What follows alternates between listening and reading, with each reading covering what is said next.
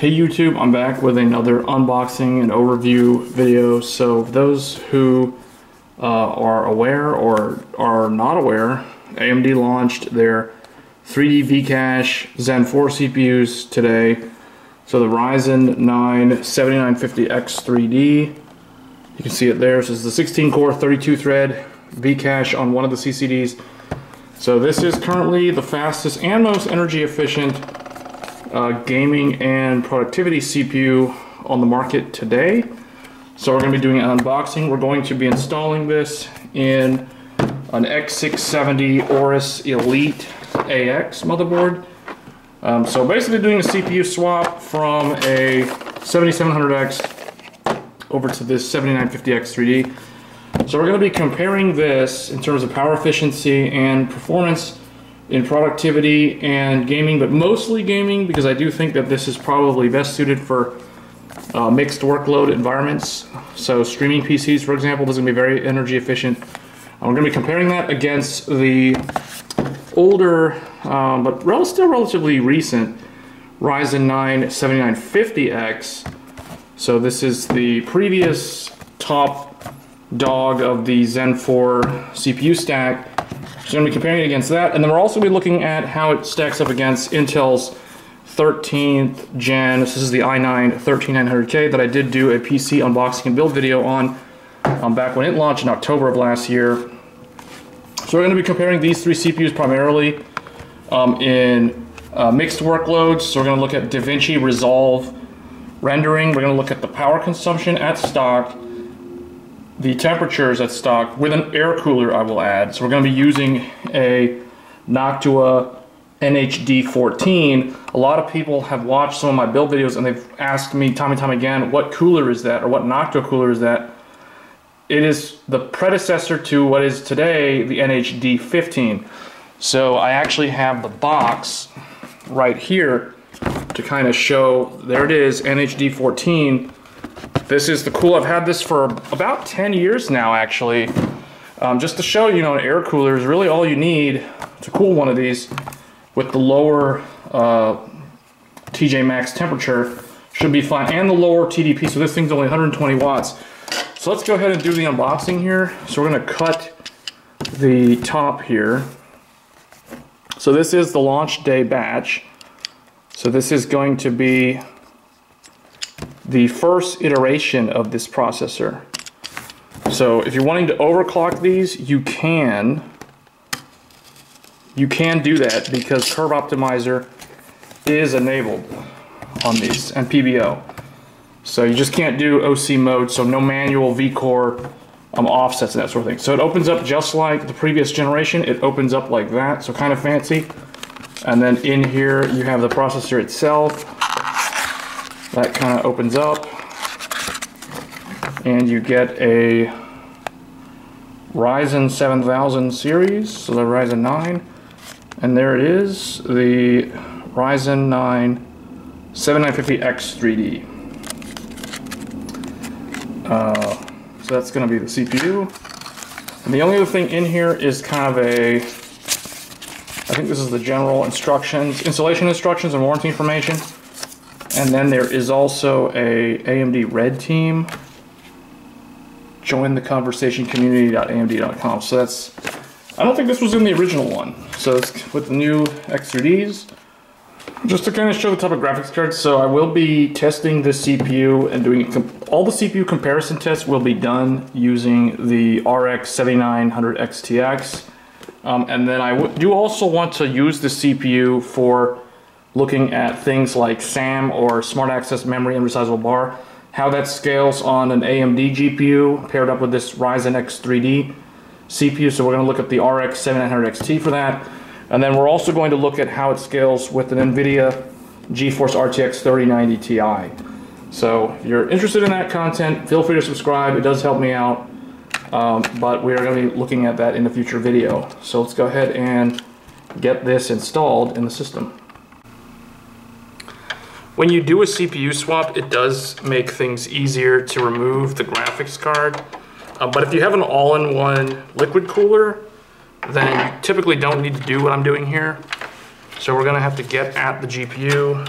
So luckily, Gigabyte has made this relatively simple with their quick disconnect feature.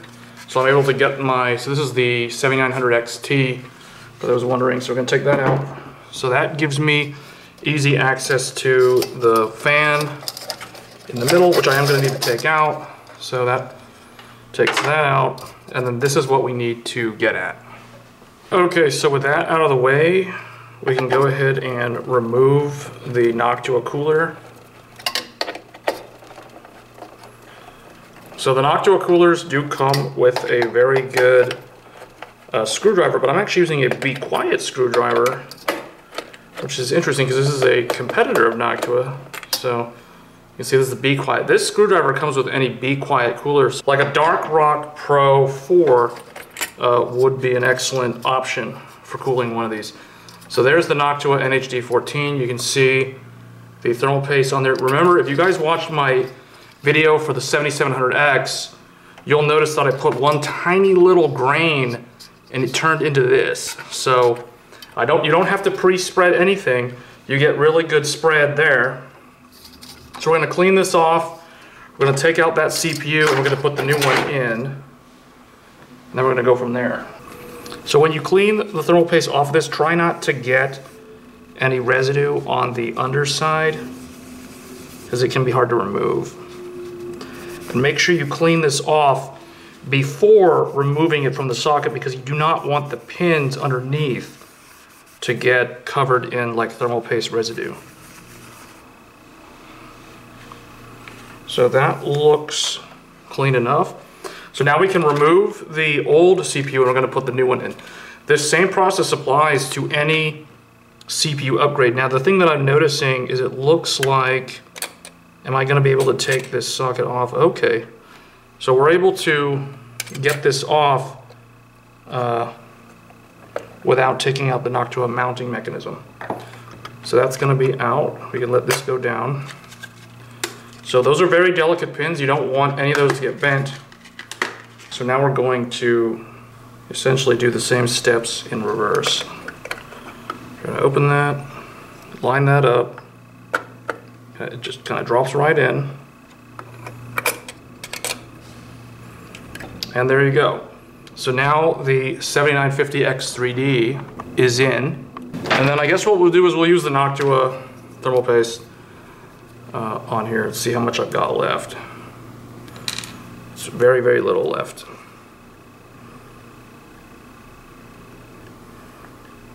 That's all you need. Because with the cooler making mounting pressure, that's going to spread out. You just want to make sure you clean off the Noctua cooler before mounting this down. I literally just take a Kleenex or a tissue paper and I just wipe it off. And I've been building PCs for years and I've never had any overheating problems. So there you go. That's what it looks like when it's cleaned off. Now we should be good to go ahead and put this back on there.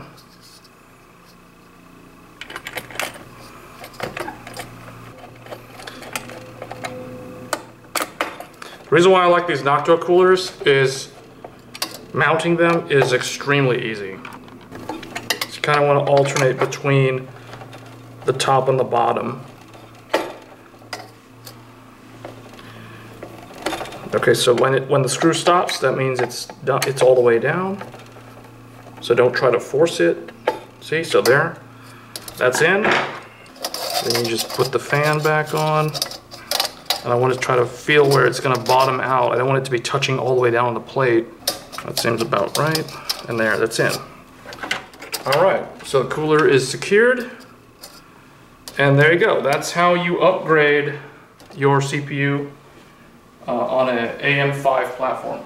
All right, then once you have that in, make sure you remember to put the graphics card back in, put the screws in over here, and then you want to make sure you got your power cables plugged in, depending on what GPU you're using. So that's all in. Now we're gonna go ahead and put everything back together, power it up, and make sure everything works. And that we're not like thermal throttling or anything. Okay, so once you change the CPU and you boot up for the first time, once it posts, it'll probably come to this same window saying new CPU installed, fTPM, PSP, NV encrypted or TPM NV structure changed. Press yes to reset fTPM. If you have BitLocker or encryption enabled, the system will not boot without a recovery key. So if you're using BitLocker on your Windows installation and you're doing a CPU change, just remember that you have to have your encryption key or recovery key in order to get back into Windows after doing this kind of hardware change. So I'm going to go ahead and say yes, because we want to enable the new CPU. So I'm going to say yes to this. So I press Y on the keyboard. Alright, there's the post. And I think it's going to either go into Windows, but I want to go into BIOS. Alright, BIOS has been reset. Please reconfigure your BIOS setup items if needed. Okay, so we're back in default essentially. Expo is disabled, so you can see the memory's running at 4800. We're going to have to re-enable that. What I'll do is we're going to go to advanced mode here. And what I want to do is I want to enable the XMP or Expo profile. In this case, we're using XMP profile RAM. So we're going to apply that. And then the other thing that I want to enable is I want to enable SVM so I can run VMs and stuff. Virtualization. This is needed if you wanted to run, for example, BlueStacks in order to play Android mobile games on your desktop. So something like that needs to be enabled. The idle control, I'm going to go ahead and set that to typical current idle. If you have an older power supply, you're going to want to do that. And then here's where Precision Boost Overdrive is. We're not going to mess with this in this video. This is what I will be exploring later on. I just want to be able to get into Windows with XMP. So we're going to apply these changes. Okay, once you're in Windows, you're just going to want to verify, that the processor is what it is. So we have a 7950X3D in Task Manager. And then we have, there it is in CPU-Z. So even though it says 7950X, it does say down here specification 7950X3D. So I think a newer version of CPU-Z will probably change the name there. That's just something to keep in mind. But the other thing that you're going to want to do, you're going to want to check in the device manager. Now we have a Microsoft Basic display adapter. So for that, we're going to need to install the integrated graphics driver. And this other devices, this is going to be the process in Windows that's essentially going to be a chipset driver that will handle toggling between determining whether the Vcache CCD is used for a given application, whether we're talking about a game or some sort of application, or the CCD that does not have the Vcache, so the standard one with the higher frequency. So for that, we're going to need to download the chipset driver. So you're going to want to go over to AMD.com, the X670 drivers and support, or it's going to be B650 depending on the chipset. So I have an X670 motherboard, so we're going to download the latest one here for Windows 10. Make sure you choose the correct operating system. So we're going to download that and we're going to run it. Just going to check your PC's hardware for driver compatibility. Okay, so here's where it's different. We're going to zoom in here so you guys can see. In this installation package, there's the IC2 driver. Select to upgrade from the previous one. So this is a newer one, so we're going to do that. The GPO driver is already installed, so we don't need to install this because it is not any different. And then the PSP driver, the driver is already installed. We don't need to install that again. I'm just mousing over to see if I need to do it or not. The SM bus driver is already installed. We don't need to do that. So, but these two at the bottom are new. So there's a PPM provisioning file driver. So we're going to upgrade that. And then there's this new thing. It says current version not installed. So we do have to install this AMD 3D Vcache Performance Optimizer driver. So we're going to install these three things. Let the installer run. And what you'll see in the device manager, this unknown device should change. You can see something's happening. And while you're doing this, you shouldn't be running any other background application. So there we go. So it just installed. So it added this AMD 3D Vcache Performance Optimizer. Okay, so that's going to be the task This is the driver that allows the operating system to dynamically choose which CCD to assign a game thread or whatever on the application to.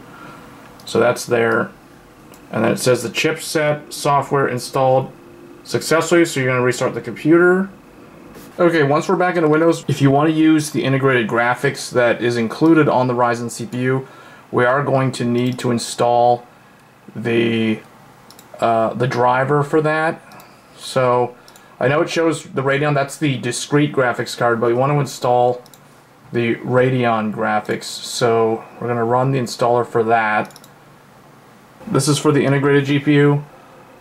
We don't need to do any kind of like reset, we're just going to upgrade that, so we're going to install that. And that should take care of this Microsoft Basic adapter that we see here. And then we're going to have to reboot the computer one more time. Okay, there we go. So now you can see AMD Radeon graphics drivers installed. And now we're just going to restart the computer. And we should be good to go from there. Okay, so once we're back into Windows, now we can tell we have the 3D Vcache CPU initialized with everything, and then we also have the AMD Radeon integrated graphics, so that's up and running too. Then obviously we have our discrete GPU, our 64 gigabytes of memory are running at the XMP profile, so 5600 megahertz. So all this can be verified just from Task Manager itself within Windows.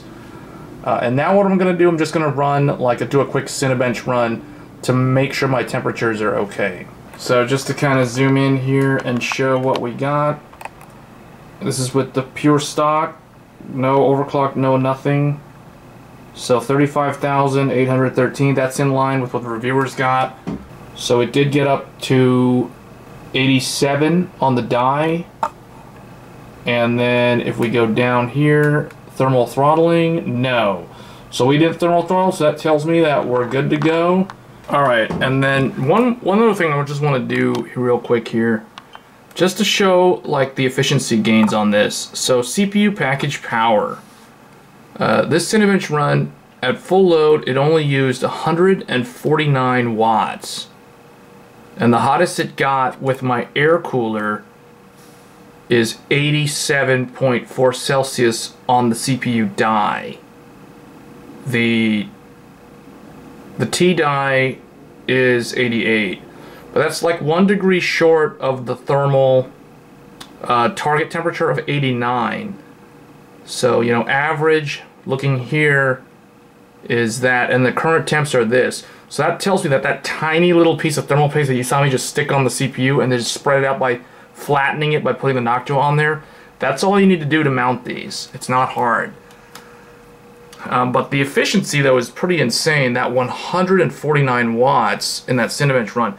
Now, I went ahead and I did a run with the other Zen 4 CPU, so with the standard 7950X. So this one here that we're looking at is the 7950X 3D. But if we now go and look at the score on my standard 7950X, you can see this one scored about 30, almost 37,000 at stock power limit. No PBO, no curve optimizer.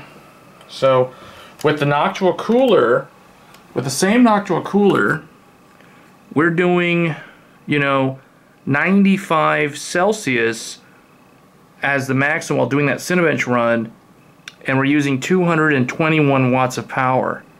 So quite a bit more power on the standard CPU, and then the score that we got is only what it's 1036.8 versus 35.5. So about 1,300 points or more on the standard CPU, but more electricity and more energy consumption and much higher operating temperature at full load. So personally, I think if you're using a standard air cooler and you want the best of both worlds in terms of content creation, productivity, you're really not sacrificing that much by opting for a 3D V-Cache CPU over the standard model. Yes, it costs more. You can save money up front, but when you're considering building like kind of like a prosumer desktop workstation, in my mind, the total platform cost over time going with one of these as opposed to saving, you know, like $100-something on one of these, it's kind of a no-brainer. Like, this is just going to be better overall. Like, I feel like the overall experience with the 3D is going to be better. And then if you play games, you know, that's just the icing on the top, because this thing can game better than the standard processor. So this is currently the fastest gaming CPU at time of filming until the 8-core single CCD comes out. And I guess if you really wanted, you could disable one CCD on here and turn this into a 7800X3D. So in my mind, this is kind of a good choice for anyone building a prosumer kind of workstation on a budget. They get the best of both worlds. So it is kind of like what AMD said in their marketing material. I do kind of feel like this processor does live up to the hype. So we're going to do some gaming tests with Radeon cards and GeForce cards, how this compares to the standard Zen 4 processor. And we're also going to include the comparisons with the 13900K. And what makes the content on my channel unique is I'm testing these with air coolers, and we're testing it with more cheaper RAM, but we are running 64 gigabytes of RAM. So we're going to tune the RAM as best as we can, but we're going to stay around like 5600 megahertz, just so we can keep variables kind of standard across the board. So 5600 RAM, Noctua NH-D15 air coolers for like all 3 CPUs, and then we're going to test with Radeon cards with resizable bar enabled. We may look at Intel's Arc GPU as well, and then we're going to also look at GeForce cards. So if you guys are interested in this kind of content, definitely stay tuned, definitely get subscribed to the channel. Join us on the live streams that I do. If you are like a real tech enthusiast and you like everything like computer hardware, totally check out the live streams. I think there's a lot of info there that you might find useful. So with that being said, I'm going to go ahead and get on out of here, guys. Once again, thanks for watching this video, and I will catch you guys in the next one. Thanks.